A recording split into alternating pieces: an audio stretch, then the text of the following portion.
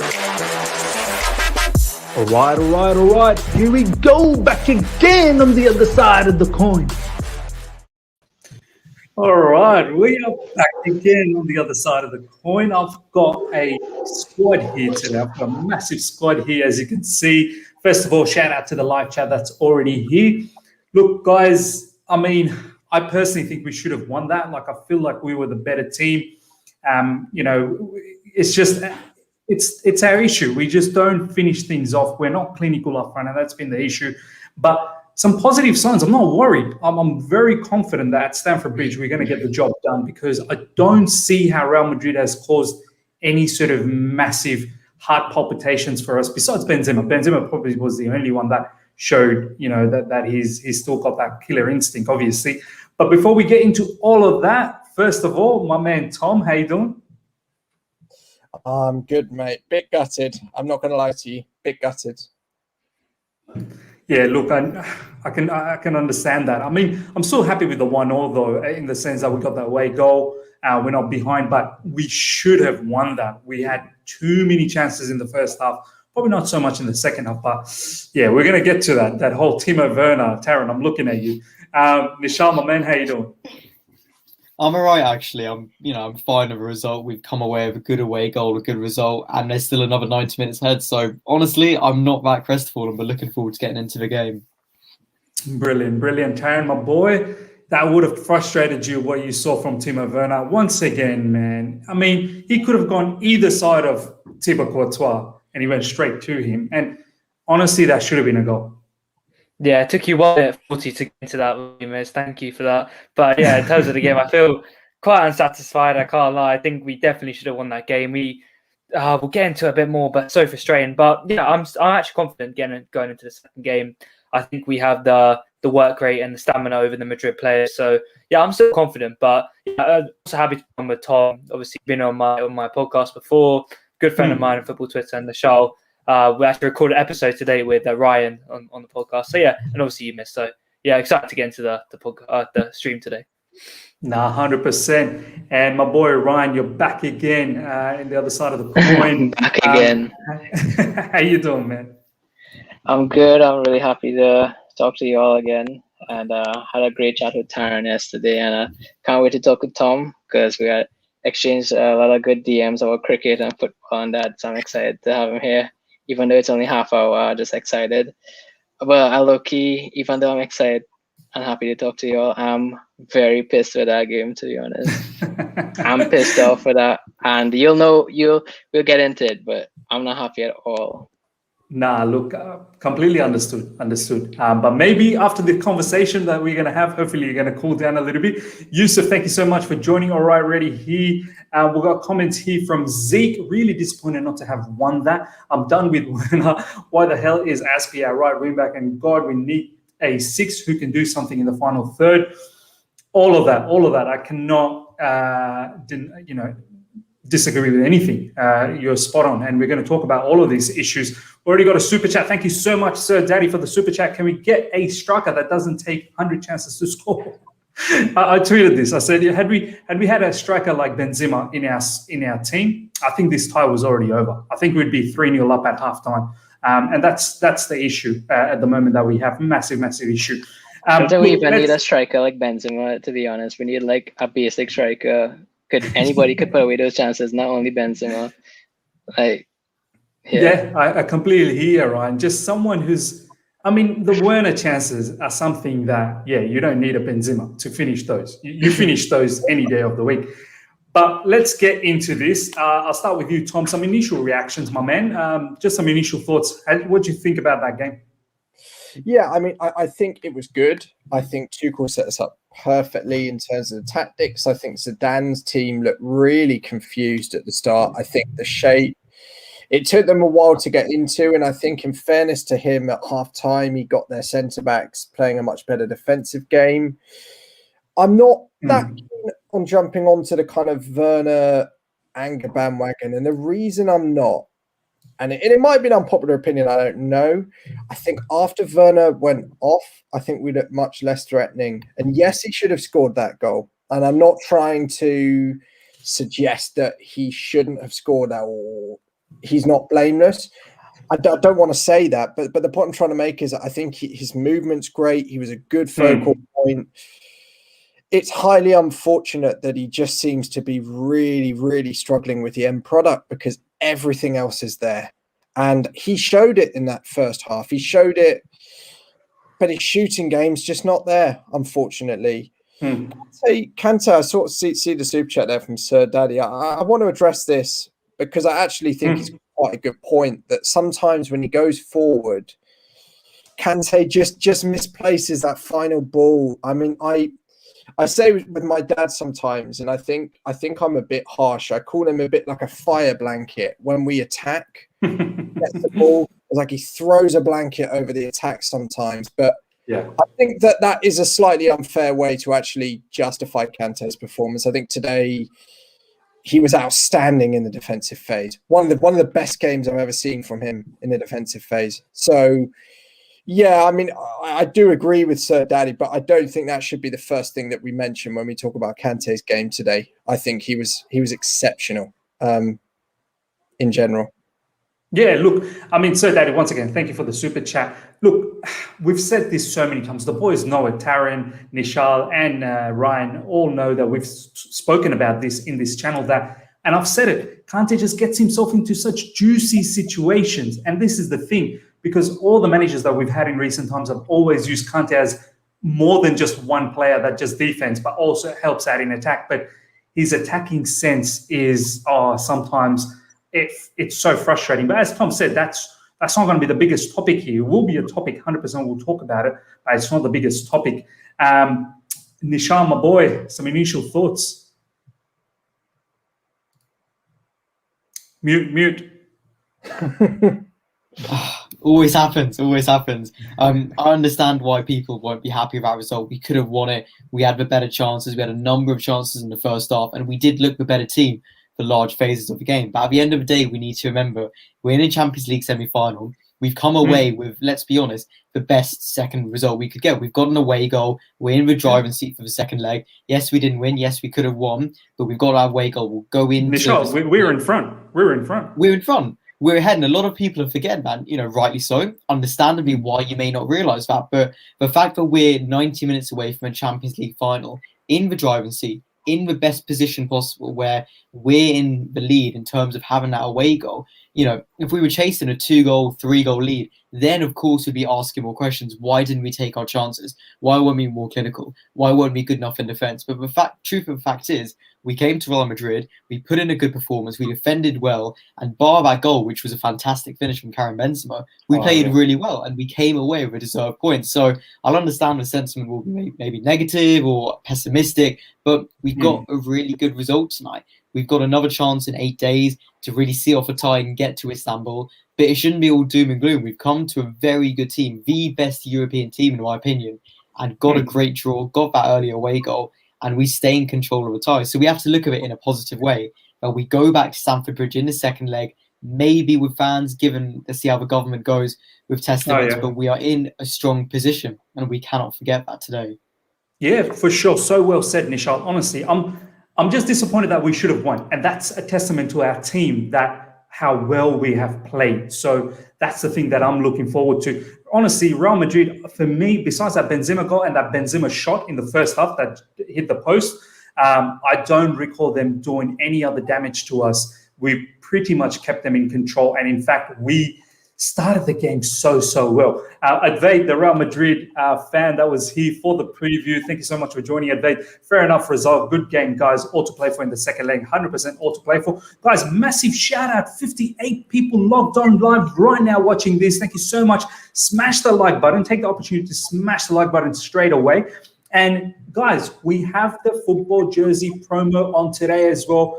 Honestly, look, I'm wearing it. So this is legit. And it's a Ziyech jersey.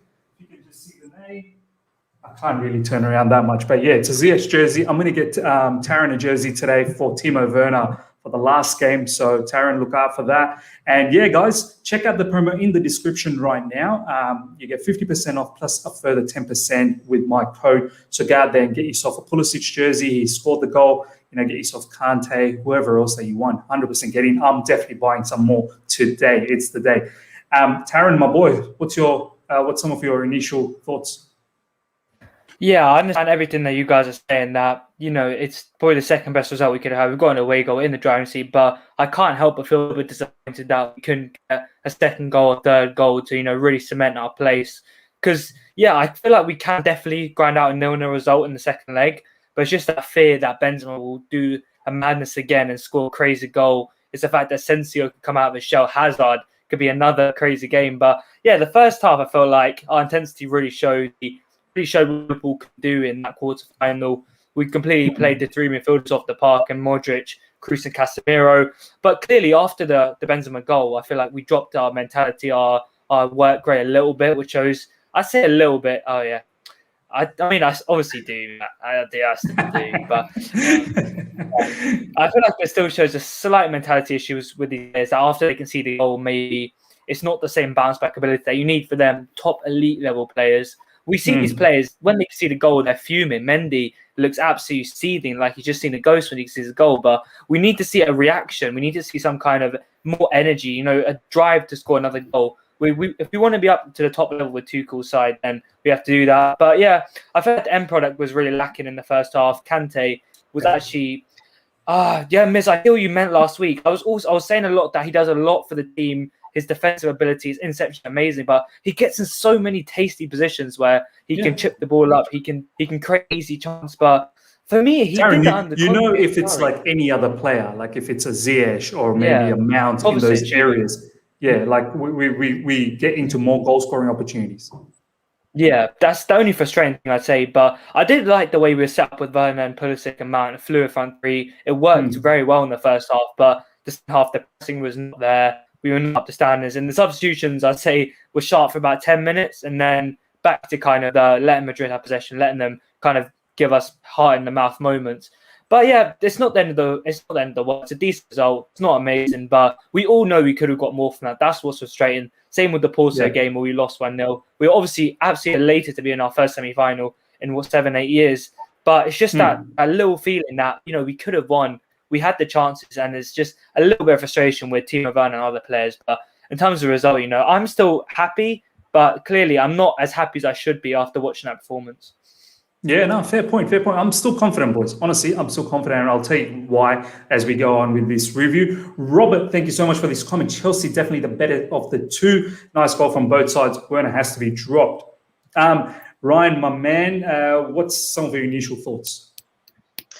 Well, I love how our panel here, all of us have our unique opinions and stuff. It really brings an all-around view, and I really appreciate that.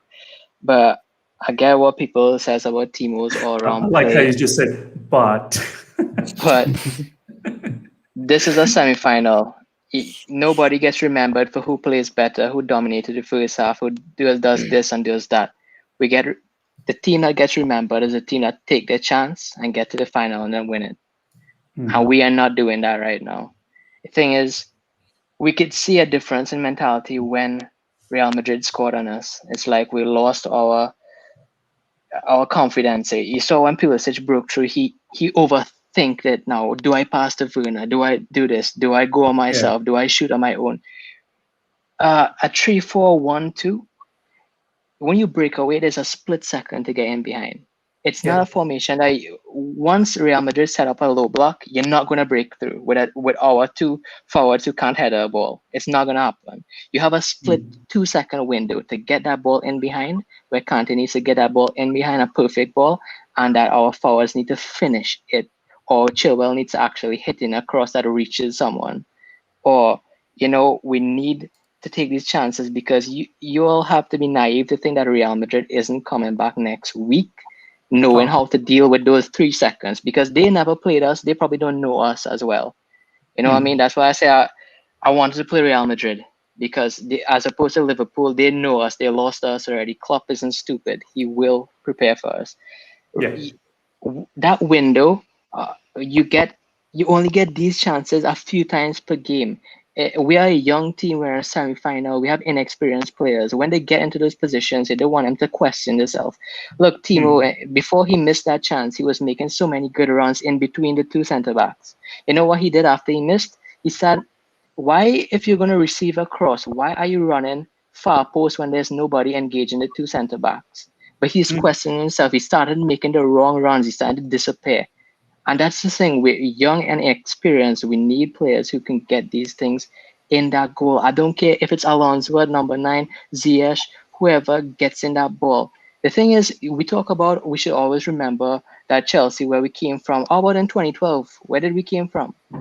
When AVB got sacked, where did we came from? We didn't think about that. When we were 10 men down, where did we come from? Are we happy with getting a defender against Barcelona? No. You get that one chance. Ramirez get that one through ball. Lampard hit that one through ball. Ramirez chipped it. So true. That's what you take to win a semi-final. Drogba broke through first leg.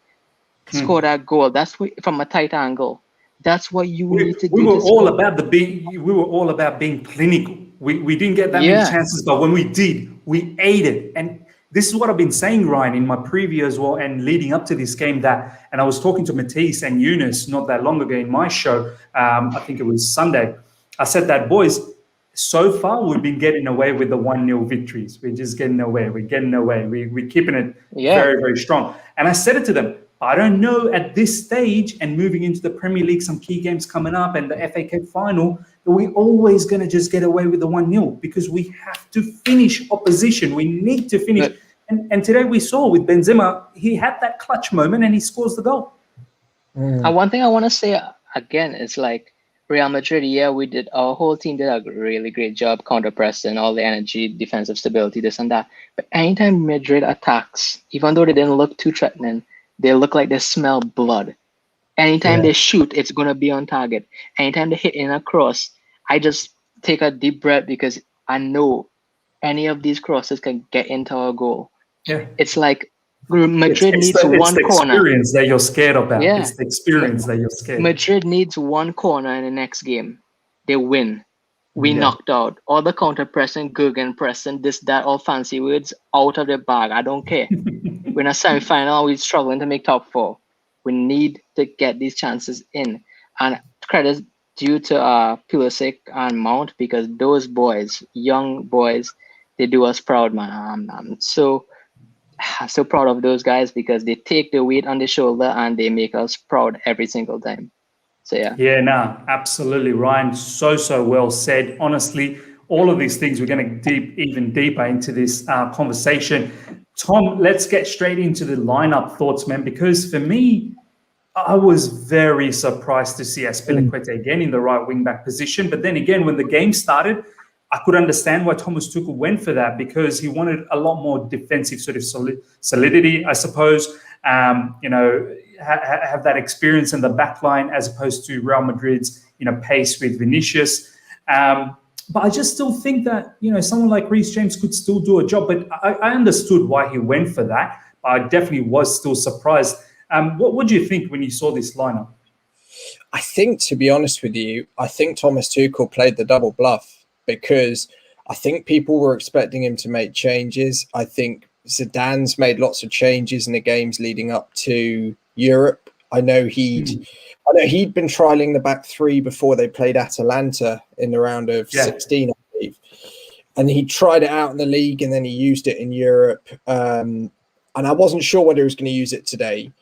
And Tuchel, I think people were expecting to keep the shape, but I think people were expecting, Havertz or Giroud to play. I think definitely Reece to come back as well. And it didn't happen. And I think, as I say, it was a move where a lot of us were sat here thinking, has he blown it with regards to the fitness of the players and the fact that, they last played on Saturday. It's a Saturday, Tuesday, that's 2 days off plus a trip to Spain. I know it's not that long, but second half, Tom, we did look tired until, obviously when Ziyech and Kai Havertz and Reece came on, we looked spent. Yeah, but what I would say to that is that first 30 minutes proved me wrong because I think we looked fearless, and I think Ryan got to the point. I think everyone on the panel kind of got to the point that I think we looked fearless in the first 30, and I think when Benzema scored, it kind of knocked the stuffing out of us a little bit, and I think it was almost because we were kind of, who is this really what Real Madrid are like? We were dominating them like a lower Premier League team. Yeah. And then they score with Benzema, and the team are kind of thinking, we had to work for our goal, and that's one moment of quality, one bit of quality from Benzema, and that was it. So yeah, that's kind of my take on the team selection. I think it was a side that no one expected, and I suppose at this level that might well have been what Tuchel was going for, really. I don't know if that's kind of a popular view, but I think that was what Tuchel was trying to get at. Yeah, no, look, I kind of understand where you're coming from. That he wanted to play that double bluff sort of, you think we're going to make any changes, but we didn't. And look, as you said, the first 30 minutes, we looked golden, honestly. Nishal, what was your thoughts looking into the lineup? I was surprised to see Azpilicueta stay as a wing-back. He didn't have a bad game against West Ham. We spoke about it in depth for while it's not necessarily his most comfortable position or his strongest position, he did the job and he put in another consistent performance. Today, it was a bit more risky coming up against Vinicius, coming up against a very good Real Madrid squad. And I feel like the reason he did that was A, for continuity, keeping that same 11, but also to have that experience. When we speak about Reece James in our right wing-back position, or of course we saw him in Porto, in the first leg was one of his best performances in that position. But I feel like it was a decision based off experience and having that, security against, a young, vibrant winger in Vinicius, and to have that battle rather than maybe someone who, yes, Reece James is a very talented wing-back, but someone who doesn't have that much European experience compared to Azpilicueta. So I think that was the only reason that decision was made. Was a bit surprised to see it unchanged. The first time we've seen that under Tuchel. But, you have trust in that after performance where we were in control and we got a really important win in the top four. If it's not broken, don't fix it. And, you could argue that maybe Olivier Giroud deserved to start, maybe Callum Hudson-Odoi could have come in, maybe Hakim Ziyech deserved to start. But at the end of the day, it was a strong team. Azpilicueta, the only real outlying, maybe not even a flaw, but just outlying player who you did question, you did have to ask questions about. But at the end of the day... And there were moments, Nishal, where he was getting a bit done by the pace of Vinicius. And we do see that with Azpilicueta as a wing-back, and this is why he's not a wing-back, and let's be honest, he's not a full-back anymore. He's past those days where he's quick enough and strong enough to be able to cope with, the modern, really quick and sharp wingers. As a centre-back, he does a brilliant job, but long-term as a wing-back, we know this isn't where he's going to be playing. So while it's comforting and reassuring to know that when we need him, he can play as a wing-back, this isn't a long-term option. And with time, it's just going to become more and more difficult for him to play in that position. So the longer we can keep him in that back three and as a centre-back, the more we can get the best out of Azpilicueta. Yeah, 100% agreed, man. I mean, just once again, looking at this lineup, look, I think everything else, even the front three, everyone was sort of tossing up between whether it's Mount, Werner, and, Ziyech maybe, or whether it's Kai Havertz, Mount, and Pulisic. At the end, we've gone with Mount, Werner, and Pulisic. Look, it's always going to be a bit of a mix and match up front. But what is clear to see from Thomas Tuchel is that he likes the pace up front. This is why a lot of the live chat is asking why not have Tammy on, why not have Giroud on? Yeah, as a plan B, we could have. But I'll tell you right now, ladies and gentlemen, in the live chat, first of all, shout out to the live chat. 130 people logged on right now. Please take the opportunity to smash the like button right now and check out my panelists, socials descriptions. It is there in the description right now. Go out there and follow them. And guys, I'll just tell you that this is why we're probably not going to see Giroud and Tammy start. They could come off as a second sort of plan B option in the second half, but you can clearly see what Thomas Tuchel wants up front is the fluidity, it's the pace. And that's why we are seeing this particular lineup. Enough about the lineup. Let's get straight into the game. Taryn, look, first half, we came out of the blocks like a fire. We were all over Real Madrid. Real Madrid had nothing, man. I was in awe. I was like, oh my God, we are literally just grabbed them by the collar and just jerking them left, right, and center. And, fantastic we got that goal for our well-deserved energy that we've shown in the first 30 minutes. But let's quickly now talk about this whole Timo Werner situation, because I don't know how I can keep... Obviously, I want to back the player. Obviously, I'm going to back the player. And obviously, I want to be patient till next season. But These sort of big misses are going to be costly one of these days. And I would hate it if it's costly at this point of the season, because now the games are too crazy. That whole movement, the way we got around and the ball that was delivered to him, he could not have missed. He really can't miss that. Yet he goes on and misses it. What do you have to say, bro? Just that first half, the first 30 minutes, obviously when we conceded, we sort of got back into our shell. What Ryan said, we needed to show a lot more desire. But then again, I think the rain was making it very difficult to play in that pitch. A lot of the players were falling over. It was very slippery. But yeah, what was your thoughts about that first half at least? Yeah, I mentioned a bit in my initial thoughts that the way we came out is like we were meant to be in the semi-final, stamped place as a big European side. We came out of the blocks. We kind of, I'd say, schooled the Real Madrid midfield, who are probably the most dangerous part of their team. We kind of use our energy, which, like I said before, Mason Mount was schooling that midfield, man. Mason Mount is a guy who, each game, he's going up and up. He keeps improving and proving a lot of doubters wrong, which I ultimately wanted to do. But yeah, the first half we came out of the blocks. We really put Real Madrid under a lot of pressure. Didn't let them play. Toni Kroos didn't have time to play his really famous long passes. Casemiro didn't have time to dominate the game like he did at Anfield. But yeah, as soon as that Timo Werner miss kind of went in, I have to say he should 100% be scoring that. I saw a chat earlier in the live chat saying it was a good save.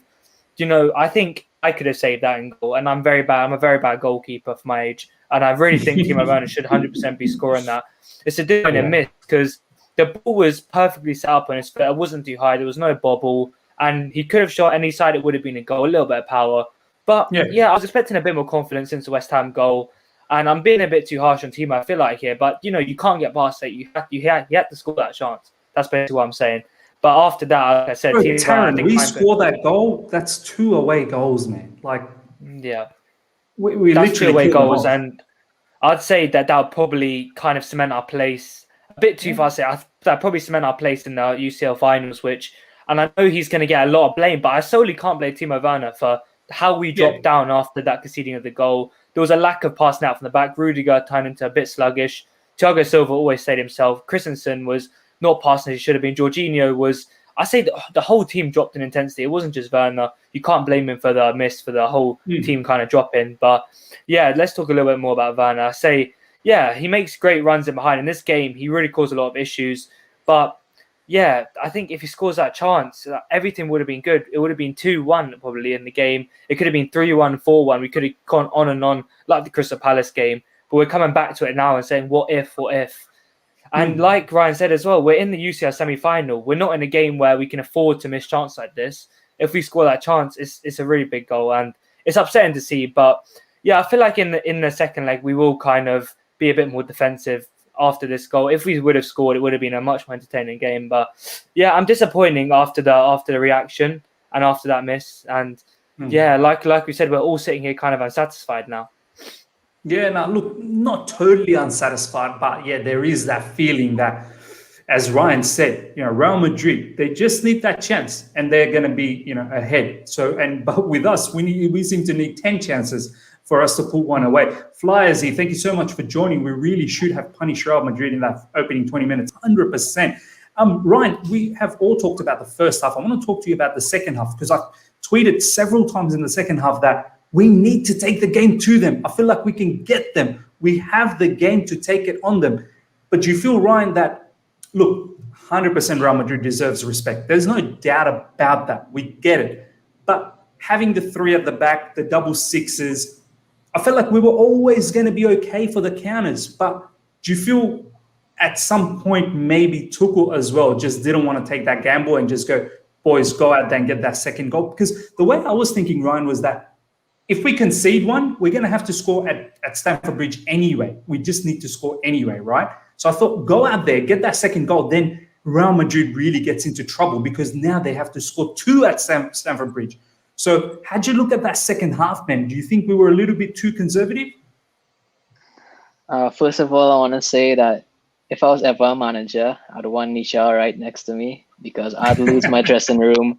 After a game like this, I'd lose the whole dressing room. I need Nisha to come, calm everybody down. make them He's feel the perfect positive again. assistant coach, isn't he? Yeah, because I'll be like Mourinho. I'll be out. I'll be sacked next week, to be honest.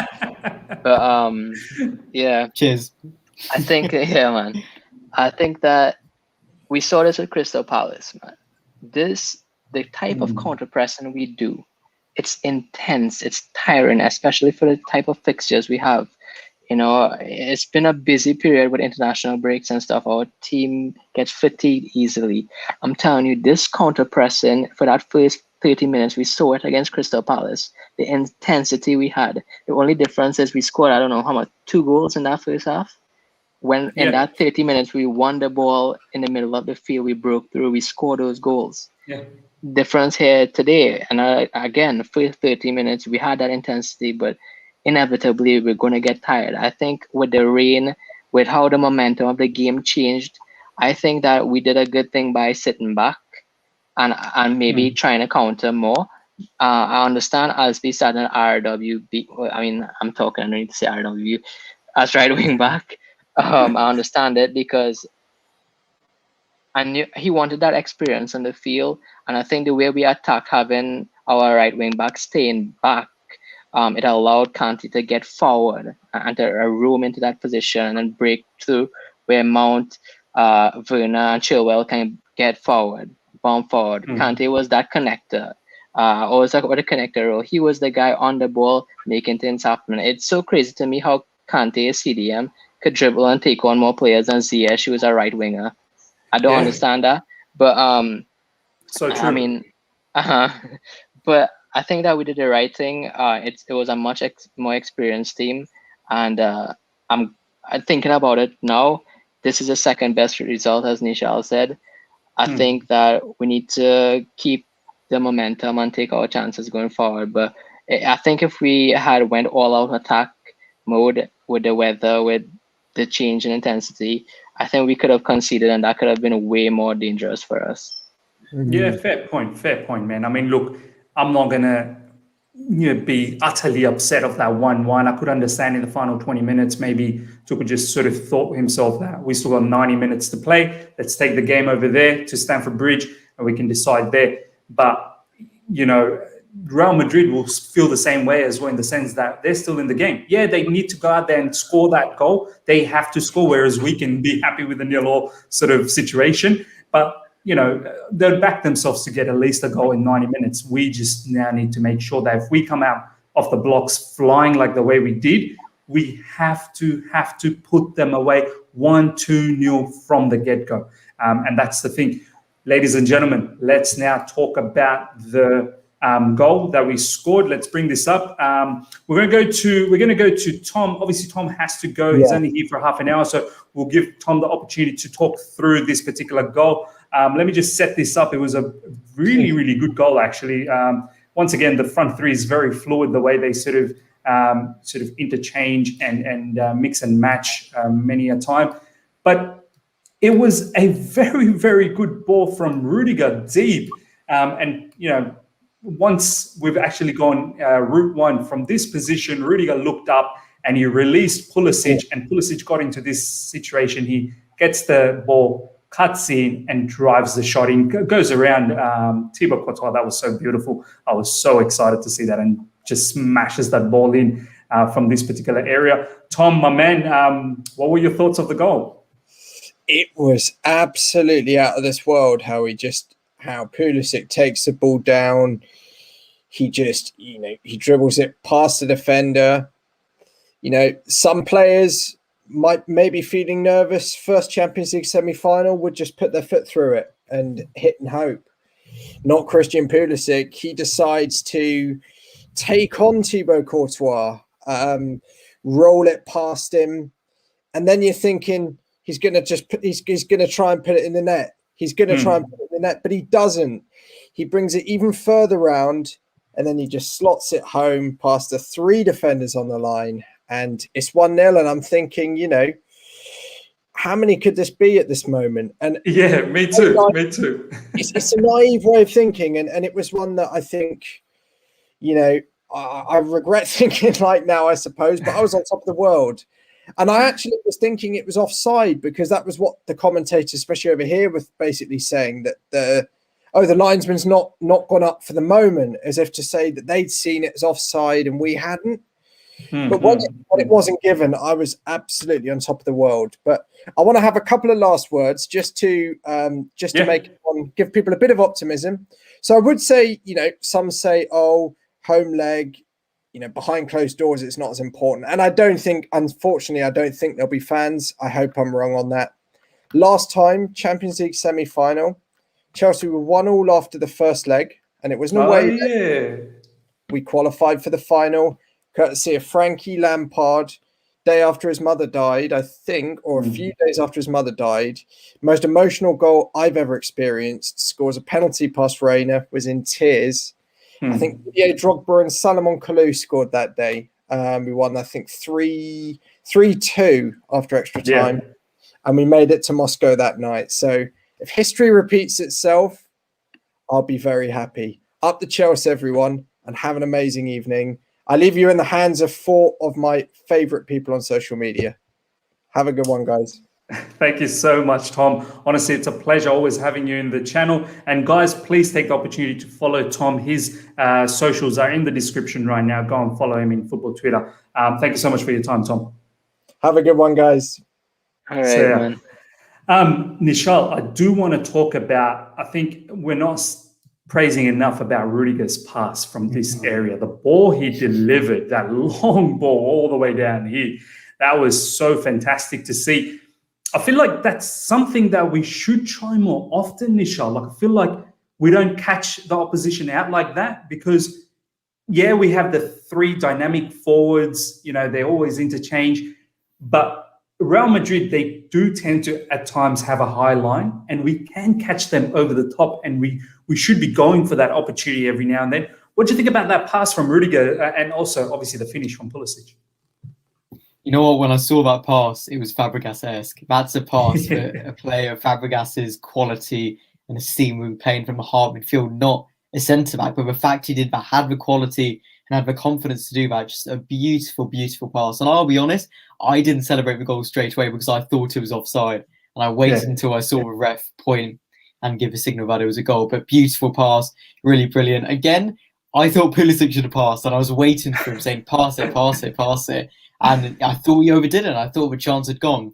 But it was a superb goal. You could tell he was so at ease in the box. He didn't rush. He didn't panic. There wasn't a point where he kind of took a wrong touch or looked shaky in the box. He looked so in control of the I just had a feeling he was going to score. Floor. When he got that position, I was like, I think he's going to score.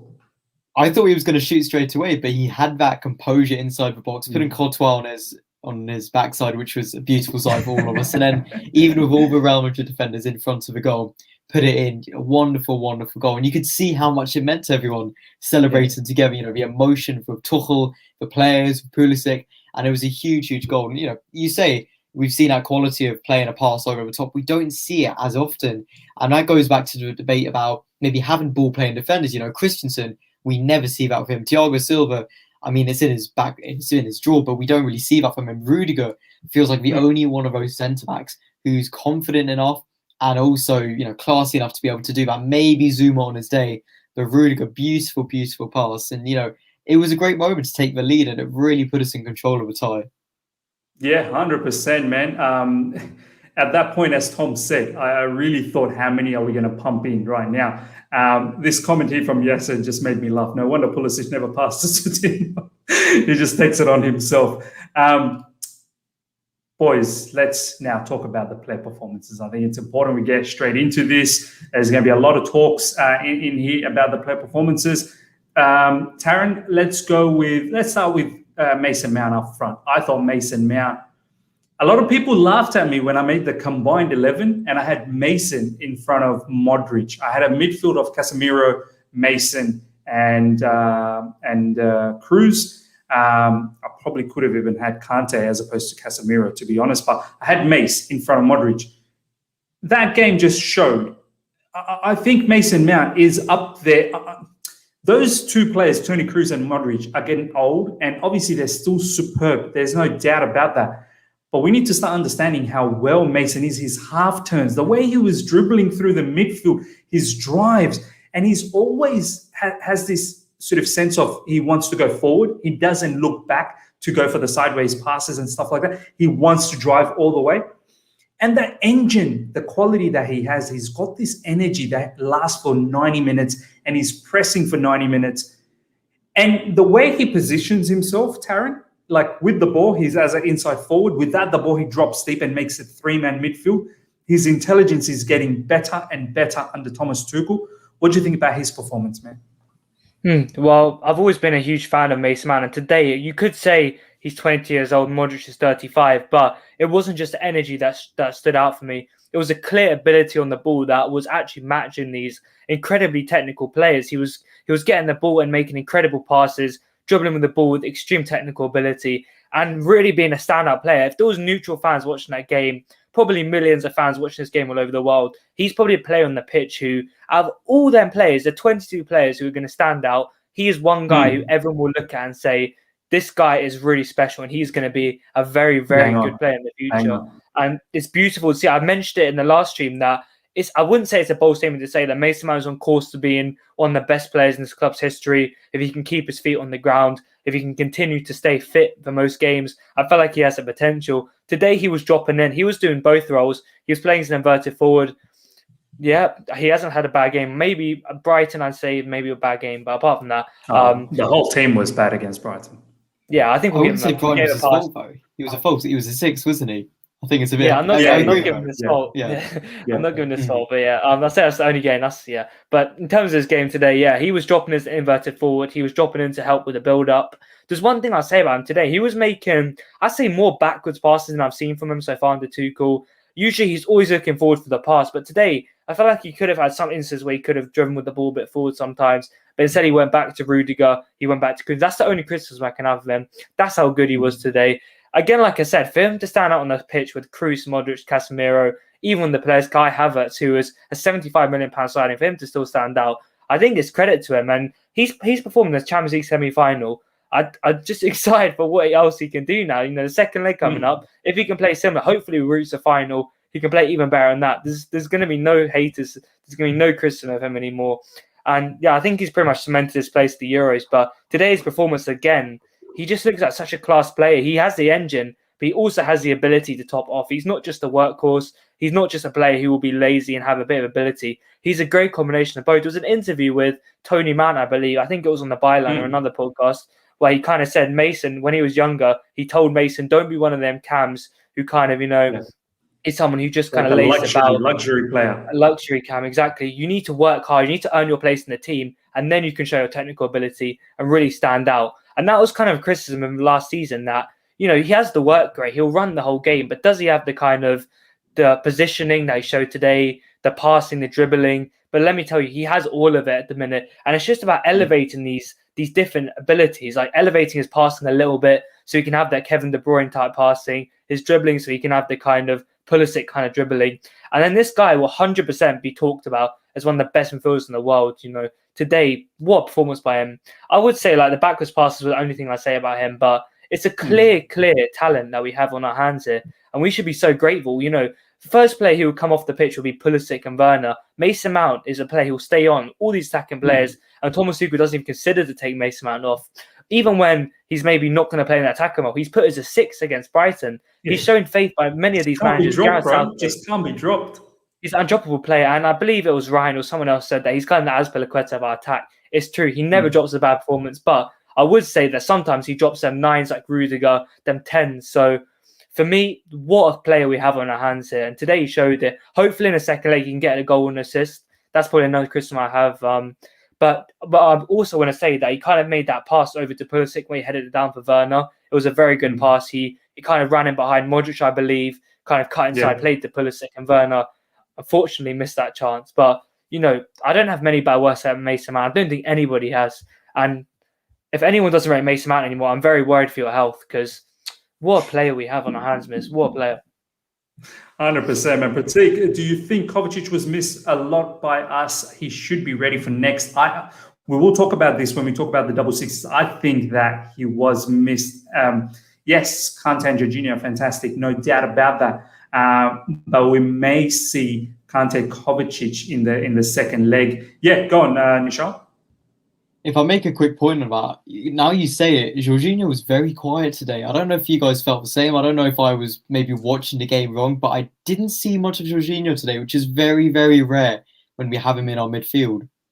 Look, I don't think he had a bad game, but I don't think he had an imposing game where he was dictating the passing and whatnot. And this is not a slander against Jorginho. He did what he has to do, right? He did what he's been told by Tuchel, but it wasn't like an outstanding sort of match where I feel like at times where when we had the ball from deep, he could have looked and try and get to, Pulisic and Timo and Mount a little bit quicker. But he does tend to go, the sideways and sort of build up slowly. And this is where I think Kovacic is going to be crucial in that second leg. And I think Kovacic and Kante might just prove to be a very important pivot. But we'll talk about that. 100% we'll talk about that. Ryan, let's go and talk about a little bit more about Timo Werner. Obviously, we talked about the miss and whatnot. I do want to say, though, his work rate is amazing. His pressing is amazing. I completely understand why Thomas Tuchel perseveres with him. A lot of people are talking about Tammy and Giroud and Ryan. We've said this. We cannot expect those players to start. We cannot expect those players to start because they do not give what the front three gives as a package. We've talked about it. But the misses that we're having is insane. Is he a particular player? Do you think you start him now in the second leg, or do you go with a different combination of, say, Pulisic to provide the pace and he's got the goal-scoring ability, Mount undoubtedly starts, and maybe Ziyech to start? Is that how you would go with, or maybe a Kai Havertz? Well, first thing I want to say, if you all hear me for the first time, any viewers, I'm not a Werner hater. I've actually supported this guy throughout. I've made a whole thread on this guy, on why he's so important to us. I really love most aspects of his game, but in a huge game like this, what's at stake, and repeated clear chances every game, it's bound to get frustrating for any fan. But back to the question at hand, I think that one, I would not categorize Tammy and Giroud in the same, because Tammy is way quicker than Giroud. Let's just be honest there. Tammy could get up and down the pitch. Second thing is, maybe Tammy isn't as, not maybe, but definitely Tammy isn't as quick as Timo, but I don't buy it that Tammy wouldn't make those runs in behind. One thing I've really enjoyed about Tammy recently is how great his movement has been inside the box and against low blocks and versus high lines. Second thing I would say, Ryan, that Tammy won't do this. Tammy won't go side to side, and this is what Tuchel. What you're sort of saying right now, Ryan, is that Tuchel needs to change his style where Tammy's the focal point and he can come, down sort of in midfield. but the thing is, why could he change his style for every other player? You know what I mean? We change if every other player, we change a little bit. The thing is, with a 4-2, wherever, with two strikers, 1 and 2, I feel like in Champions League games, there's a plan A that works, and there's a gap where teams will fall for that and allow our two strikers to run in behind. You would get 2-3 chances. You have to take it away. After that, teams will read it. They would sit back and they won't allow those runs in behind anymore. It would be naive to think that those two strikers are going to get those same chances next game versus Real Madrid. I think with Timo and as a striking duo, there's a plan A. And if you take the goals, the plan A will work. If you don't take it, what's the plan B? That's the thing. Today in the second half, we didn't have a plan B. I think with Havertz, he can do both. He can get in behind. He could go drop deep centrally. He could drop deep on a wing. There's a plan B. He can be a center forward. He can be a target man if he wants. If you really want that dynamic striker, you go with Havertz as striker if you don't want Tammy in there. But I think that I am so upset about this because I understand that what's it again, bro? A 4-2. Is it a 4? No, sorry, a 3-2, whatever, 1 and 2, right? I just gotta mix up all these damn numbers. It'd be to be honest, it's 3-4-2-1. Yes. Or actually 3-4-3. Really, it's not really anyone up front. It's really a 3 that just moves around.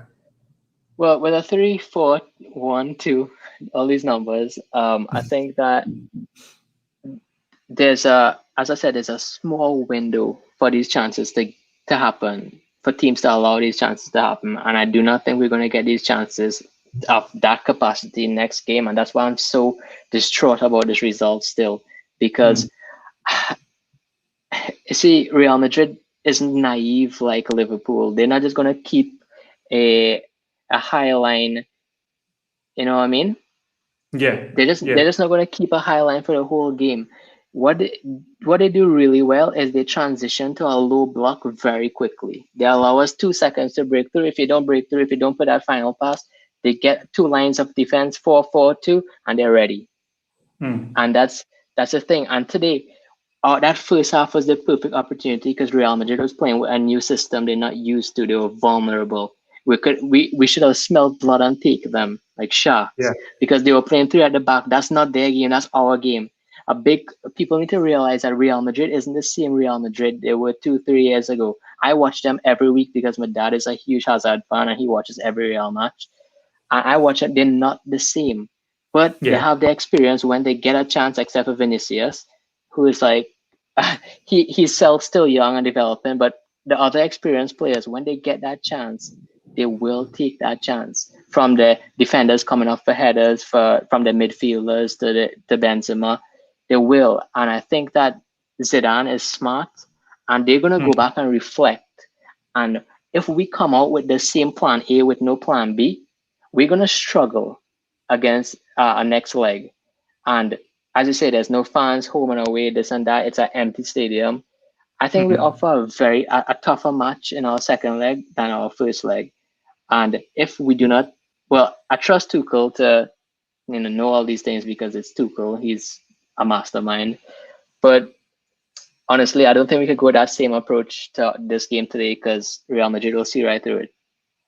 Yeah, look, I mean, there were times in the second half that you could have said, do we change it up a little bit, put a focal point out there with Giroud or Tammy?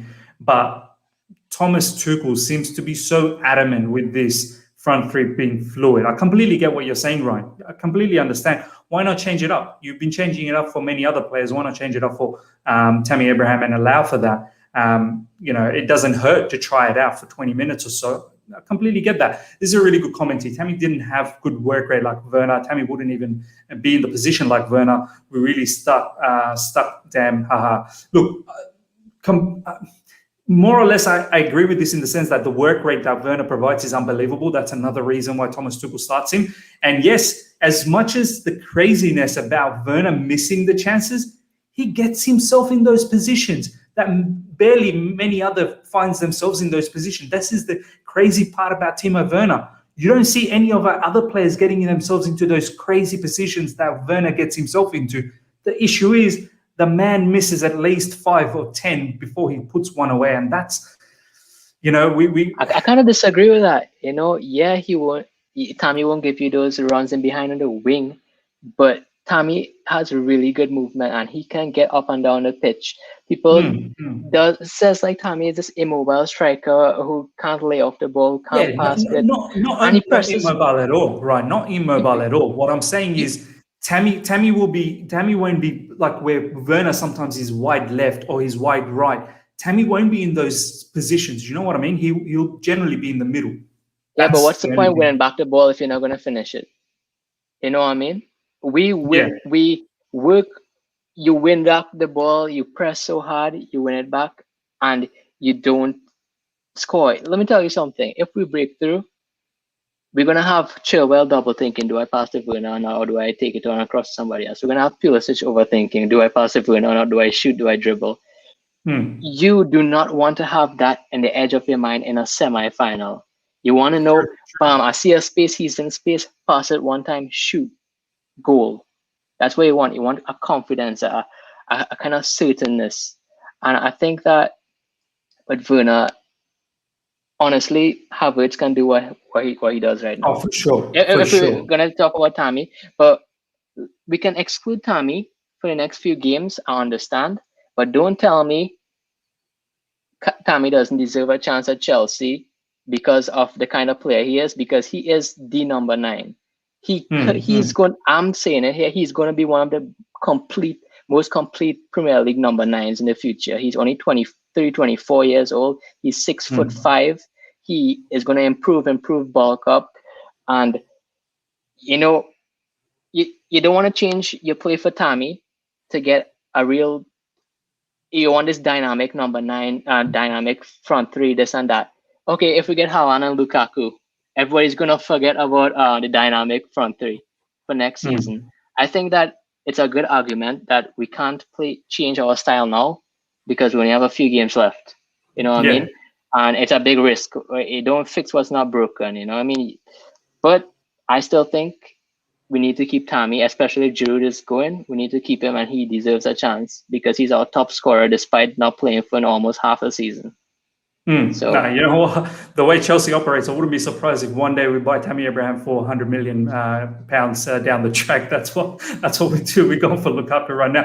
Nishal, let's talk. Before we get into the Pulisic situation, I just want to quickly ask you the other thing about Werner as well, Nishal, is I feel like sometimes you'll notice when Pulisic is in that sort of counter situation and he's about to lay off the pass. I don't know what your thoughts are. I feel like if Werner is a little bit wider, it allows for Pulisic to find that pass so that he can then run in. Because Timo is generally so much closer inside, and maybe this is where someone like Tammy could actually be so beneficial. You know, if he's on that side, ball lays in and he can just shoot in and wouldn't hesitate to have that shot. I feel like Timo, when he gets into that area, I just want him a little bit wider because it allows for players like Pulisic to lay off. What's your thoughts about, because it seemed like many a times we'll get into very good counter positions, but then the pass was a bit too long for Timo, or it was hit a bit too early for him, and then we've put him in a bad sort of position against the defense. What's your thoughts about that?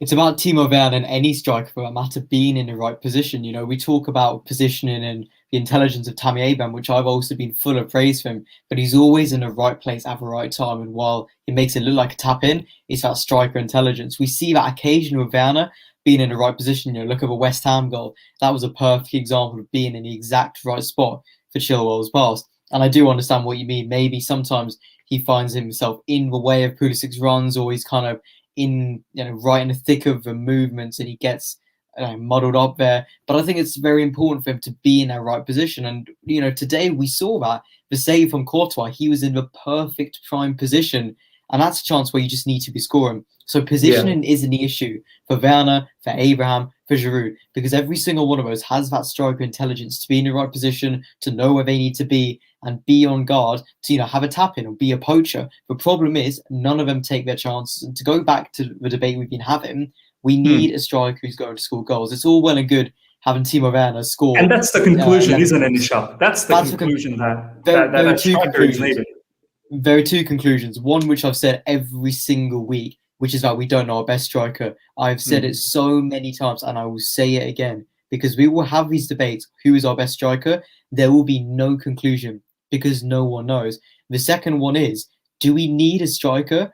Arguably, yes, because we've got 4 options now. Havertz is great, but we haven't seen him on a consistency yet to get that run of games. Giroud is great, but he's getting to that age where we need to start thinking about replacements. The Werner can be great, but he misses far too often. Abraham can be great, but he also misses far too often. We have these flaws with each of our strikers, and if we're looking to be a title challenging team, someone who's really going to push, we need a Diego Costa, 20 goals a game, Didier Drogba, big game player, to be leading the line and being a striker. And Timo Werner can be that player, and he could be that player. He's got 23 goal contributions. That's not a bad return. But when we see games like this, like Ryan said earlier, these are the games where you cannot be missing your chances. You've got to be scoring. You've got to be taking your chances. And it's frustrating because we spent £54 million on Timo Werner. Yes, we're getting the statistical return, but we're not getting the on-pitch return that we're expecting, which is a striker. And Nishal, the crazy part is he's missing so many. It's not like he's missed one, in 3 months. He's missing every game.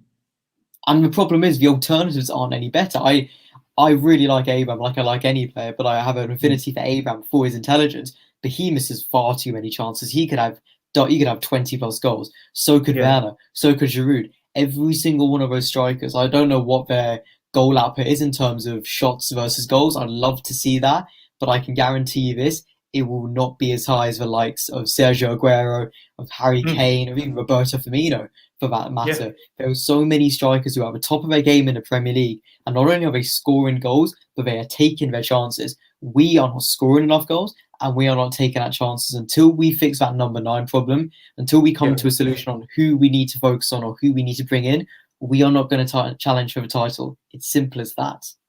Yeah, no, you're right. I've said it many a time that it's not about getting another centre back. A lot of talks about Raphael Varane, that we're interested in him, or another defensive midfielder, which is fine. We probably need one, but for me, it's so important to get a striker if we want to challenge for titles. Because this is why Thomas Tuchel has been brought in by Roman Abramovich, is to challenge for titles. Then we need a striker that's going to bang in 20 goals season in, season out. That's as simple as that. And it's probably more important to get a striker. Guys, 212 people live right now. Please smash that like button straight away. It's incredible, the amount of support that this channel gets. Thank you so much for that. And please, as well, look at the, my panelists.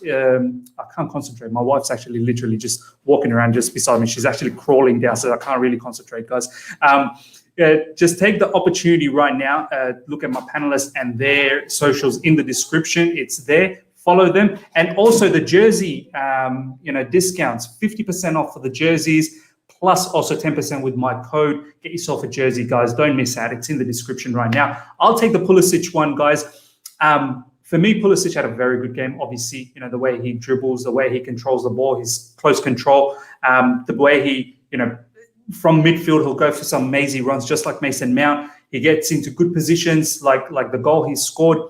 Fantastic finish once again. My only thing about Pulisic, and it's always been the thing, is I feel like he can have more assists. I feel like sometimes when he dribbles that ball for Timo Werner, we can complain about Timo's run, but we can also complain about Pulisic's pass. It wasn't the greatest pass in that counter. And I feel like that's something that he can improve on. His passing game can be so much better, and he could end up getting a lot more assists for us. But I'm pretty sure he'll improve on that off-season, and next season he'll get better. Right now, I'm just happy that he's fit and he's firing for us.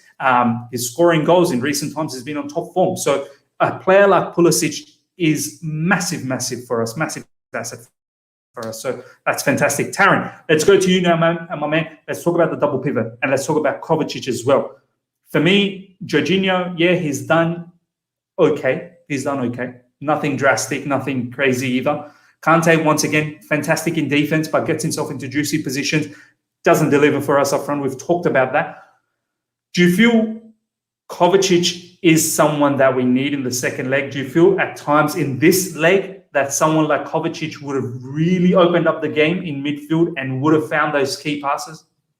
1,000,000,000,000%. I think Kovacic would have altered this game completely today. He's a player who can press. We've seen his gegenpressing under Tuchel. We've mentioned that we've created chances from gegenpressing, but we haven't been able to take them.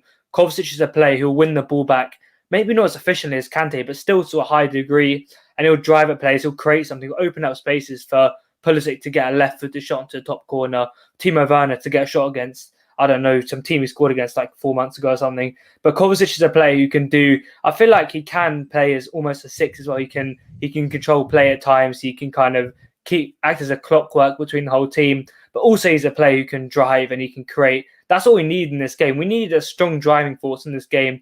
We had Kante, he was trying to do that at times. He was really showing a lot of energy to break out of the press, but we mentioned it. He was in amazing positions. If he had Kovacic there, we've mentioned sometimes he's had, some instances where he hasn't been able to pass, but I feel like Kovacic is more efficient in them areas with decision making, with not shooting, definitely not Kovacic shooting, but his decision making is definitely there.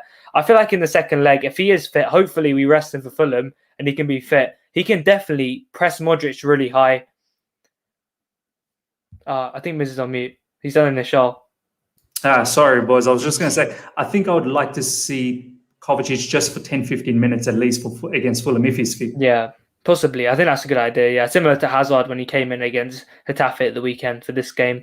But yeah, Kovacic would make a ginormous difference. There's another difference I wanted to add about maybe Jorginho. You said he had quite a quiet game today, but I actually felt he was really crucial in keeping the ball at times. I didn't feel like we lost the ball on many occasions when they were trying to press us.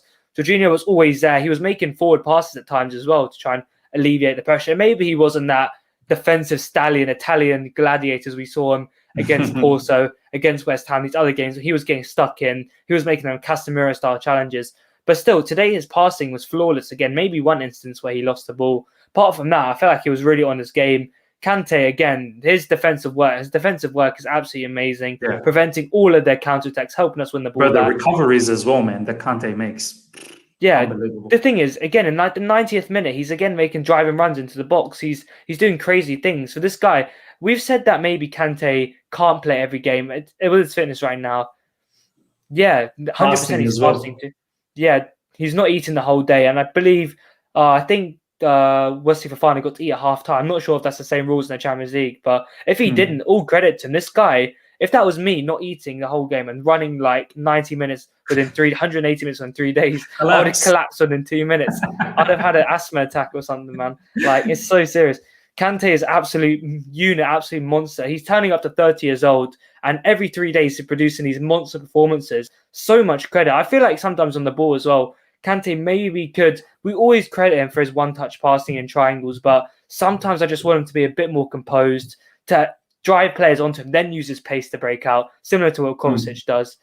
But again, I can't fault Kante apart from his attack and work rate. I just want to add a little point. I think we'll get into this player a little bit later, but I think we mentioned a little bit about Timo Werner, about what he kind of does in this team. I feel like, today he does always get in the positions and he always gets in the chances. And once he can get his finishing correct, I mean, if that does happen, hopefully it does happen. He'll be a devastating player. He'll be a devastating player. He'll be a 40-goal season player, I'm confident. And it's just about how we can kind of unlock that potential. We've changed managers to a manager who's a German-speaking coach. He obviously has known Timo Werner before from the German roots, German connections. But it's just about how we can do it. Maybe it's more time in the training ground with him to practice. I'm not quite sure what it is. Maybe it's fixture congestion. Maybe it's been a tough season without his family in the UK. All these factors. I'm not trying to act like I know Timo Werner, but there must be something going on for him to be missing chances, something going on. But I feel like when he turns into a striker, I see him in these chances, and I know he has the ability, like Sergio Aguero, to put the ball into the back of the net. I know he can do it. I've seen it before. You could say that Bundesliga was an easy league, but still, to score 33 goals a season in all competition, it's not a fluke. I love it. You could just see the fan in Taryn. You could just see the fan in Taryn just coming out like, man, I really want this guy to do well. Really want him to do well. Exactly. And I feel like if we bring in like Aguero on a free or something, he'll score the goals. But I think we should show a bit more faith that Timo Werner can come good. He's had a difficult season, but he's still been our top goal contributor. I know he could have scored chances, but he's provided a lot of assists. He's won penalties for us. He does a lot of the ball. And I just feel like we need to be a bit patient. Let's not get a bit carried away. There's a lot of people in the live chat. I'm sure a lot of people on football Twitter tonight saying if Timo Werner would have scored, we'd have been home and dry. 100%. He's a bad player. Get him out of the club.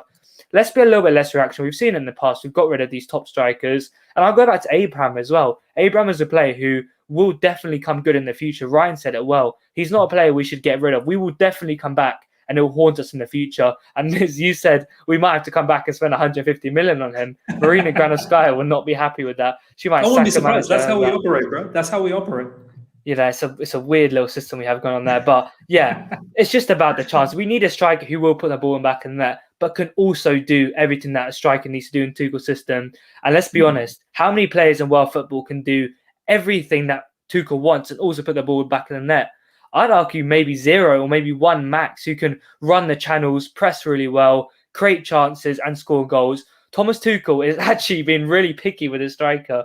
And, it's just about, I reckon Kai Havertz could probably do that role. But with Timo Werner, I feel like we need to be a bit patient with him still. He's just had a decent season. He hasn't had an awful season. Let's just be patient.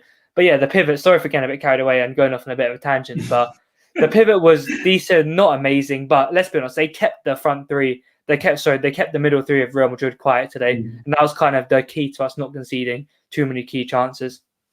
Yeah, no, 100%. It wasn't as if Real Madrid were bossing it in midfield. There were moments where they were in control in the second half, but then we made the substitution and we got back on top again. Look, I'm patient with Timo Werner as well, man. I want to see this season out and see how he goes next season. But I'm going to tell you this much, Taryn. Next season, it won't be tolerated, bro. It just won't be. If he's having these sort of misses, it just won't be tolerated because we need to win the Premier League. That's what we're going for. At least be challenging for it.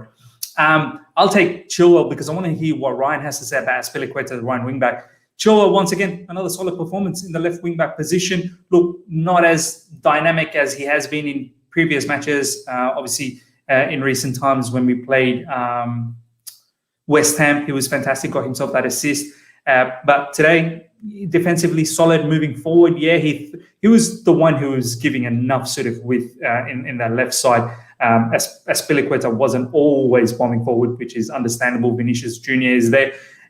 So all in all, I think another decent performance from Chilwell. Nothing overly exciting, nothing too bad either, but very decent performance. And I hope he continues on, being the left wing back in the second leg as well. 100%. I can't be bothered seeing Alonso, to be honest. Ryan, I want to hear from you about Azpilicueta and your thoughts on why maybe he's being deployed. Well, I think that no matter where you played him, he needed to be on that pitch today.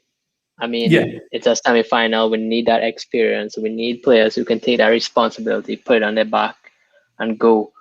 And I think that Pulisic and Mount, man, I said it before, but they took that responsibility. Yes, their final pass, this and that. You can say what, but mentality-wise, those boys took it on their shoulder, and they played like if they were the 28-year-olds. I know we talked about Werner a lot. I wanted to say one thing nice about Werner. For Pulisic's goal, he made a really good, a really smart run to the far post, which dragged the defender. It allowed Pulisic to have no defenders on him, to just be with Courtois alone. I think that if Werner came near post, it would have congested everything, and we wouldn't have gotten a goal there. So that was smart. I don't know if it was lack of confidence or it was smart, but that far post run did us a whole lot of good. We'll just say smart. We'll just say smart.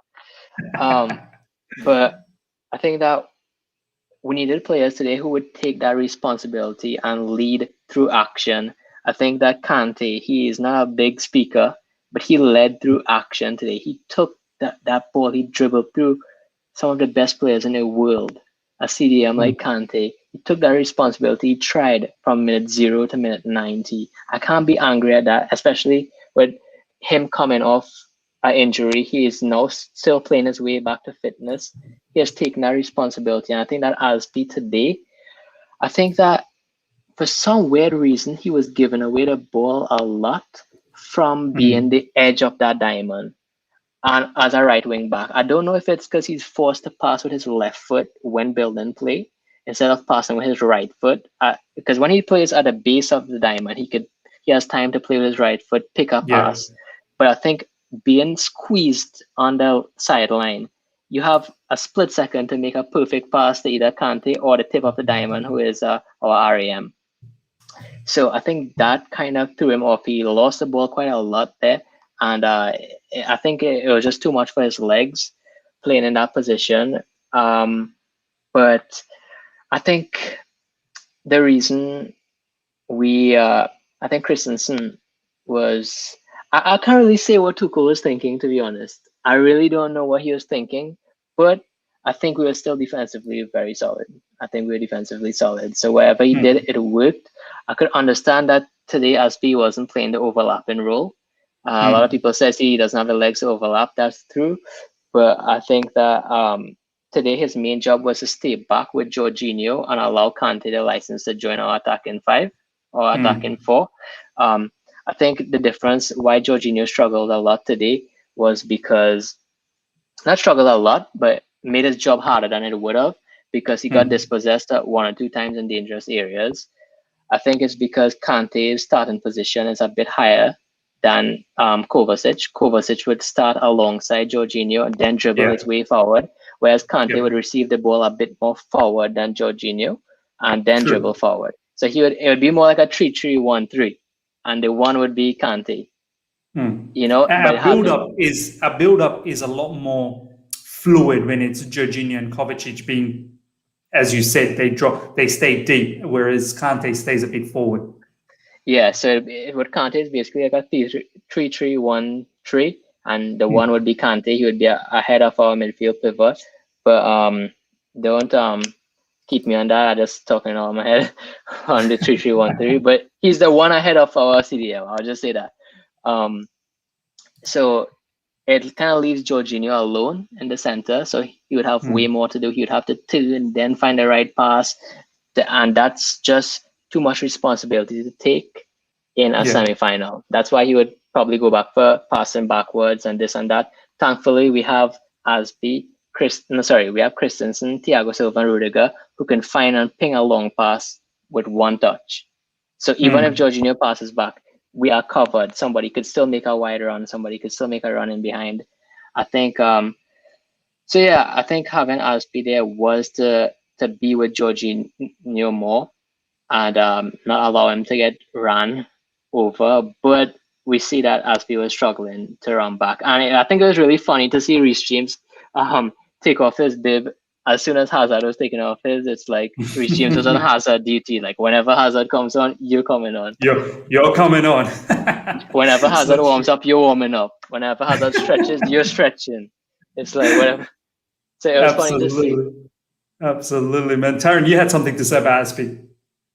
Yeah, I think an interesting point about Azpi today, what his kind of job was on the team was, I think maybe his job was to try and win the ball high up the pitch more efficiently than Reece James. Like, I feel like having a player who's quite defensive up the pitch prevents teams from counter-attacking, prevents teams from coming onto you as much. That could be a point. Also, I feel like he's a little bit more composed than Reece James on the ball. We're kind of building up from the back. He's a player who we always mention as a player who is very good at building out from the back, as in the centre-back on the right side, as in a back three. And we've seen that today at right wing back. It was playing really smart ball to Kante to help us counter on the occasion we mentioned where Kante was kind of not producing the endpoint that we expected.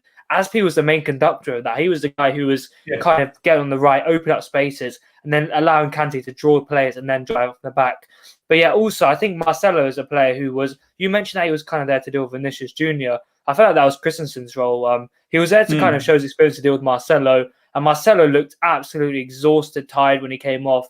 He created so many stupid fouls, and Azpi was kind of man marking him out of the game really, really well, I felt like. But yeah, his leadership was definitely one of the main reasons why he was playing as well. Another player who's played in the Europa League final, I don't know. But he's played in many Champions League and Europa League, huge games. But yeah, I feel like Tuchel can't really take Mount and Azpi out of this team.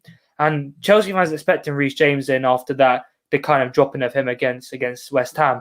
But Azpi is a player who's constant in his team. Christensen actually impressed me. But we'll get into Christensen in a bit. But I think that point about him winning the ball high up the pitch is quite important. It helped us from preventing them to counter-attack us with their pace and attacking force. Yeah, look, I mean, I'm not saying drop Azpi. I'm more saying couldn't Azpi still do his right centre-back role? And then we have Reece James, but you boys have provided some really excellent points as to why he's probably doing that. As Ryan said, having Christensen in that back three along with Rudiger, you then have two players that's able to ping balls long, whereas Azpi is probably not one of those players that can do that. The other thing is, Christensen gives you that height in set pieces as well. It's not like Real Madrid has mega height, but it still gives you that height to be dominant in the air. Funny thing is we conceded from a corner, which is sad. It'd be interesting to see whether Thomas Tuchel continues this in the second leg with Azpilicueta as a right wing back. I really didn't think this was going to happen, but it looks like it may be a thing now. I would be surprised if it's a thing against Fulham. I think we should be going back to our normal ways against Fulham and see what happens from there on. Nishad, let's talk about the back three as a package. I'll give you the opportunity to talk about that. Christensen, for me, solid. Once again, I don't think he's been, he hasn't had any error in the back. Thiago Silva was class, man. The way he's so calm, it's like, so what? It's Champions League semi-final. It's just another day. It's just it's like a Sunday league. He's just gone to the park and he's just strolling the ball around.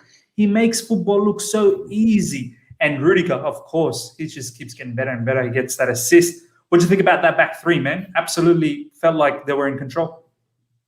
It was a great performance from back three, even if they didn't manage to keep a clean sheet. Looking at the goal, and I didn't get a chance to mention this, but what a goal from Karim Benzema. Oh, yeah. What a finish. Yeah. That was unbelievable. It was one of those goals. And that shot as well, Nichal. That shot in the first half, that was going in. Yeah. And I just sat there for the goal and was like, you know what? Fair enough. Fine.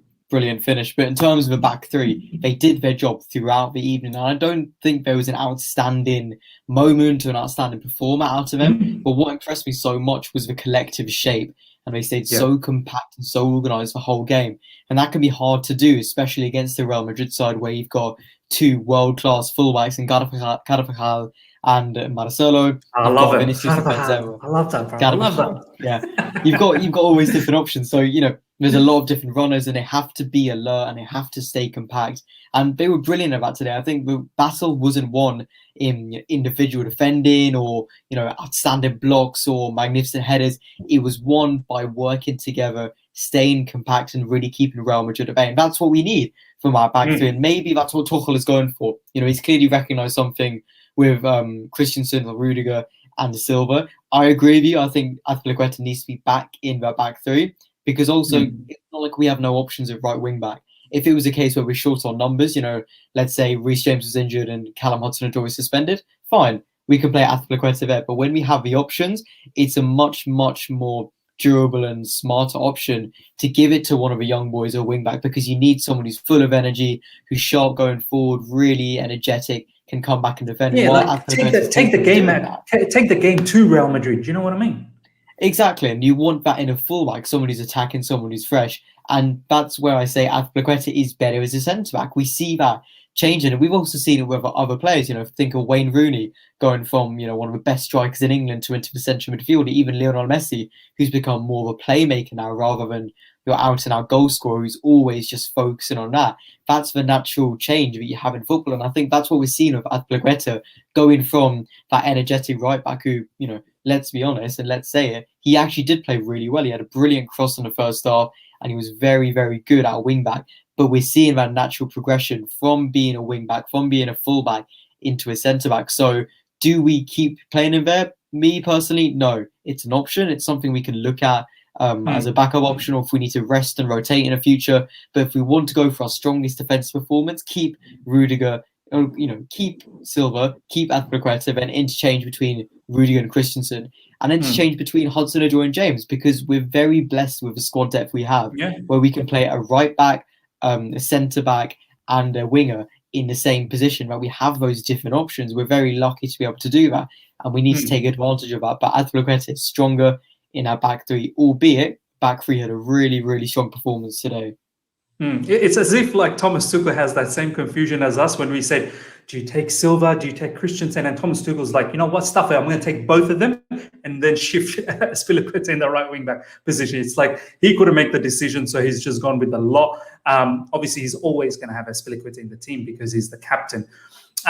Ladies and gentlemen, 250 people almost live right now. Smash that like button. Helping get to at least 150 likes. It's 97 likes.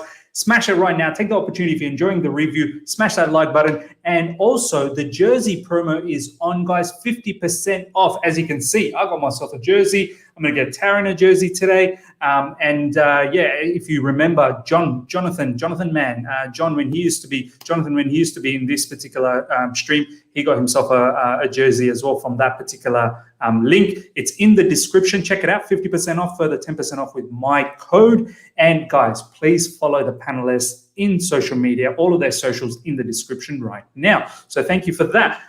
I'm going to talk quickly about Mendy. To be honest, I don't think he had too much to do. He couldn't save that shot. There's no way you're going to save that shot. Point blank range for Benzema. He was always going to score in that kind of position. So not much to talk about Mendy. He was, whenever he was needed, he was, he did the job. It wasn't as if Real Madrid created amazing chances where he needed to make big saves. He did what he had to do. So not much to say about Mendy. In regards to the substitution, I think Thomas Tuchel once again just knew when to make the subs. There was, it was at that point where you felt like Real Madrid was coming into the game and he made the subs. The players were tired. Timo Werner was tired. Pulisic was tired.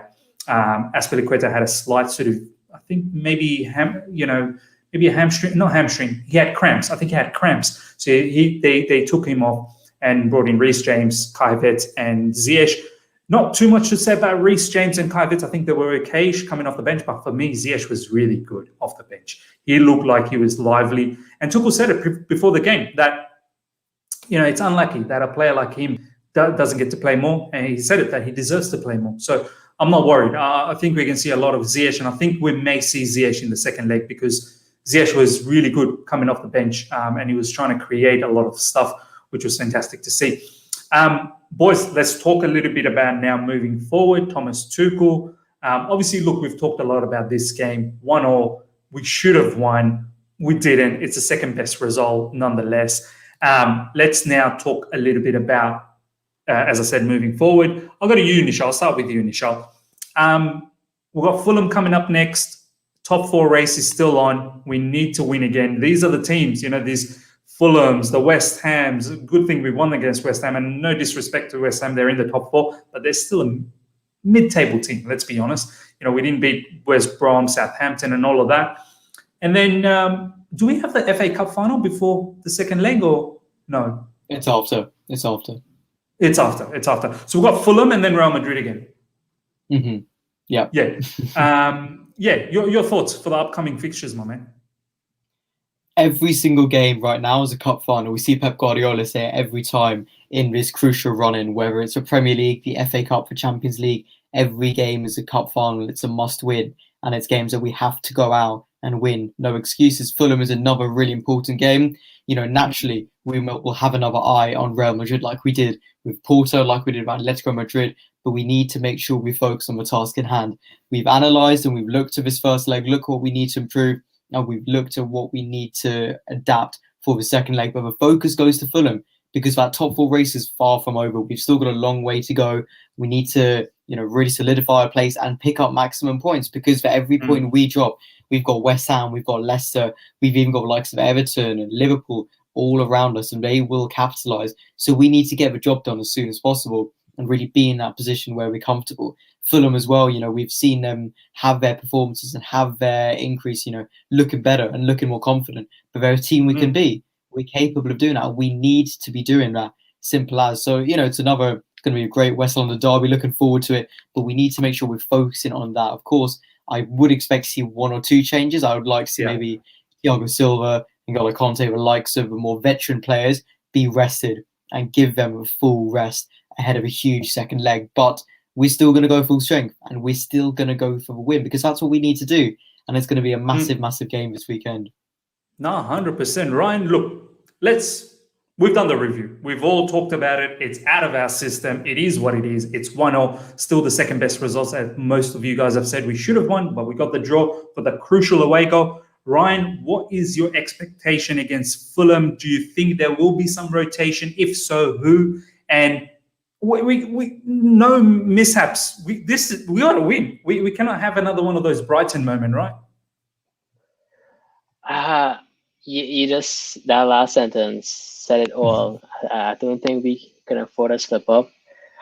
It's a difficult one. Yeah, we have the personnel to switch things up. By the way, Ryan. Yeah. Oh my. Well, I don't think does so. He, Ryan? I don't think so, because Havertz didn't start today, so he most likely might start. Yeah, unless he tries something new and tries to put both Tammy and Havertz, which I'd personally love to see, having Havertz be the tip of that diamond at RAM and then Tammy waiting for crosses. That would be fantastic to see. But I think we do have the personnel to switch things up, to see Ziyech get a start, Havertz get a start, but I don't think it'll be anything crazy. I think Alonso might still get a start, but I don't think we might see you think Tammy. Alonso might get a start? Yeah. Ooh. Yeah, I think so. I think so against Fulham. Yeah, I think he could, because he didn't play for a couple of games now. I think that, but I still don't think we were gonna see Tammy or Billy Gilmore, unfortunately. I really don't know what we're gonna do with our pivot, to be fair, because this is a huge game. I think this is the game. If we're gonna play Billy Gilmore in a game, this is the game to play him in against Fulham. Especially we said that for Brighton, and then Mason Mount became the double pivot. Yeah, true. So I really don't know. I can't predict what's going on, but I hope that we keep that positivity and we have a big result against Fulham, so we can carry that into our second leg. We need momentum, and this top 4 race is alive and well. And I expect us to drop points against Leicester. Well, not against Leicester, but in our next round of games. I expect us to drop some points. We may not lose, but I can see us pulling off some draws. So I expect all the other teams around the top 4 to drop points to it. So it's going to be a tough race. So I really hope we can use our whole team and carry on with some good momentum. Yeah, no, for sure. Taryn, I think Liverpool is playing Man United this weekend, so there could be some more, as Ryan said, some drop points situation could happen there. Leicester, for some reason, they just keep going and winning. I don't know how they're doing it. Kudos to them. Well done to Brendan Rodgers, honestly. Man United, I feel a bit too far ahead for us. It's very crucial, as Ryan said, that momentum. We need a draw is, honestly, it's like a loss to me against Fulham. If we get a draw against Fulham, it's like a loss. Fulham are still going to fight because they're in that relegation battle. Unless it's mathematically not possible, they're going to do their level best. But it's a game, Taryn, you expect us to still put away, even if we rotate, right? Yeah, 100%. Fulham are, I believe, 17th, 18th in the table, actually. But I feel like Fulham could potentially be, I don't want to jinx it. It could be, the only thing I could say, it could be a banana peel in some way. They're a team who have actually looked quite impressive at some stages of the season under Scott Parker. They play a nice brand of football. They're solid at the back, and they're also quite fluid going forward with players like Ademola Lookman and obviously our old player Loftus-Cheek, who, Matt Ball, if you're in the chat, you're a huge fan of Loftus-Cheek. But yeah, there's a lot of big games in the weekend. Leicester playing Southampton away from home, which could be a tough game if Dan Ings and Che Adams are on their game. Man United v Liverpool is a big game. One of them two are going to drop points. Liverpool could potentially drop points, and that could open the door for us. So basically what I'm trying to say is we have to beat Fulham. Simple as that. We have to go out at the weekend and get at least 3 points. I don't care. There's nothing more than that. At least 3 points. I want to see a convincing win. We've come out, we've drawn to Real Madrid, we beat West Ham. Let's not go back a step. Let's keep going up now. This is the crucial, this is the business end of the season where the great teams separate from the, let's say the pretenders. We're a team who don't want to be pretenders. We want to be we want to go an upwards trajectory. We want to go challenge. We want to show that we're challenging for the Premier League title next season. We have to go out and beat Fulham. Also, yeah, it's going to be, I say it could be a tough game, but 100% I'm expecting us to win. We are the pride of London, as this comment says. London is blue. We 100% have to go out and get a dub here. I think the rotation thing is interesting, what you guys are mentioning. I actually believe Gilmour, this is probably the most likely game he could come into. Kante, I doubt he's going to be played 4-5 games in a row with the type of play he's looking. No way. The type of intensity he's playing at for his age. I mentioned it before, but surely we won't see another absolute lung-busting 90th minute run by Kante. We won't see... If Kovacic does come in, I think Gilmour could play this game. I think the Fulham game we played when we won 1-0, Gilmour was supposed to come in, but he didn't in the end. Hopefully he comes in. I wouldn't say it's the biggest risk. I believe Fulham's midfield has Zambo and Guisa and other players. Gilmour could potentially get the better of them too. But this is 100%. Every single game is a huge, huge game. You know, we have Fulham at home, we have Aston Villa, we have Man City, we have Leicester twice, we have Arsenal, and we have Real Madrid in a potential Champions League final. Absolutely incredible scenes. And yeah, every game is a must-win in my opinion. Whether we'll win every game is up to the players, but we definitely have the squad depth and the manager, the tactics to go out and win all of these games. It's whether we can go out and do it.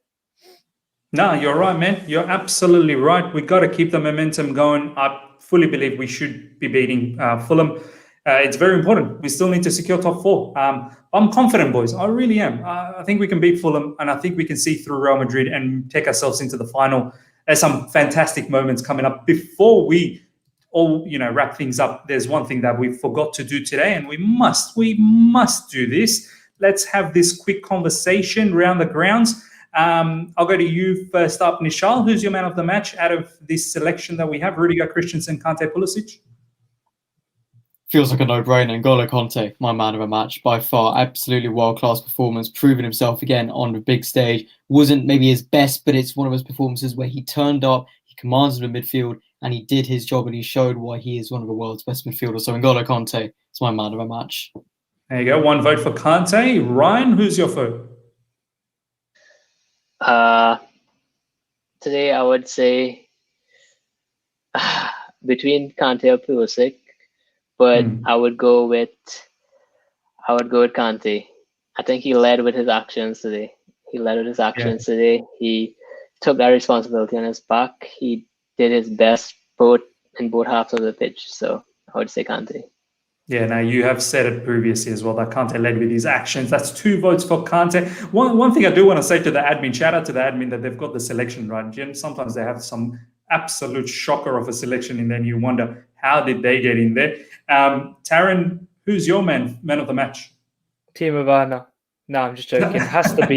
Surely has to be Kante. That's my first thought, but I'm actually going to change it up. I'm not going to go with everyone else's opinion. I say Kante had a very good game, but Pulisic scored a very, very crucial away goal that is ultimately, if we are going to get through, we're going to remember that goal as being a very good goal, composed finish, a Champions League final quality player finish. So for me, Pulisic was, I say in the first half, absolutely unplayable. He looked like one of the best players in Europe at the time.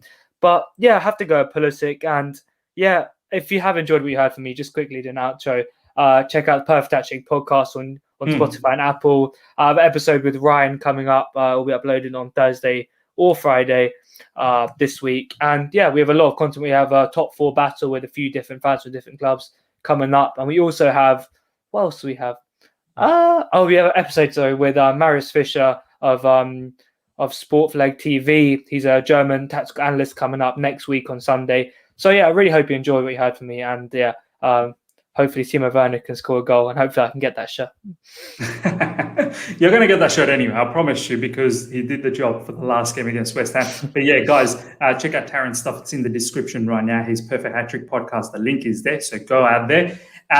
Ladies and gentlemen, that pretty much wraps us up for today's review. Once again, top. I mean, look, we should have won, but it's still second best result. We need to keep trusting Thomas Tuchel. He's been doing absolute madness. Before we go, Nishal, you want to just quickly do your plug and let the crowd know, man. Come on. I thought we were doing quickfire for man of a match, didn't get a chance. But of course, if you enjoyed what you heard from me today, you can follow me on Twitter at Nishal_SP, and you can find all of my work, articles, videos, and podcasts on nishalsblog.com. Brilliant.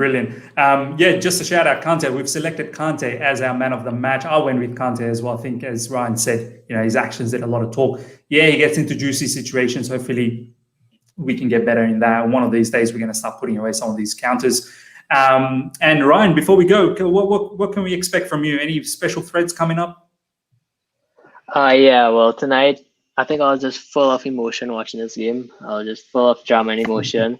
But I'm going to watch over the game again just to try to answer some questions we were asking, especially with Azpi and the role of our front three in this match, how the tactics on played, why Marcelo wasn't inverted wing back, why he wasn't overlapping, this and that. And then probably some inferences on what you can expect tactically in the next second leg. So that's what I'm going to do. If you want, you can follow me at Carefree Tactics on Twitter to see that. It'll be out tomorrow morning. I just want to say one thing. I came into this stream mad as hell, and Tom got to see the worst side of me. But after getting to blow some steam, I must say that today we were the better team. There you go. We were the better team, and credit is due to all our players, because Real Madrid is a team, if you allow them, they will bully you. They will push you down, they'll bully you, they play nasty. And one thing about us today, I think that on the half and half challenges, we won them. All our players did not. It was slippery. It was a dangerous game. Everybody risked injury. They played like they were in a semi-final. They rushed in for every tackle. They rushed in full. I think all our players deserve a lot of credit, even Timo. And I hope that we can continue this. They showed great mentality for a very young team. And I think that we have a very, very good chance on next week, Wednesday. So, yeah. 100%. I want to wrap things up. One player we didn't talk too much about because he didn't have that much impact coming off the bench is Real Madrid's Eden Hazard. I just want to quickly say didn't have that much impact, but every now and then he looked a little bit, threatening. There was that one pass that he did in the second half that sort of opened things up. Luckily, we defended well. But maybe in the second leg, we're going to see a lot more of Eden Hazard. We'll see what happens. Hopefully, we keep him quiet, which will be very, very good. Guys, please smash the like button before we wrap things up here. Still 200 people here. Smash the like button. Helps the channel out a lot. And please check out the promo for the jerseys. Get yourself a jersey. Get yourself a Mount jersey, Havertz jersey, whoever you want, Ziyech jersey. It's in the description. The promo, 50% off, further 10% with my code. So with that said, everyone, take care. Have a good evening. Until next time. See ya.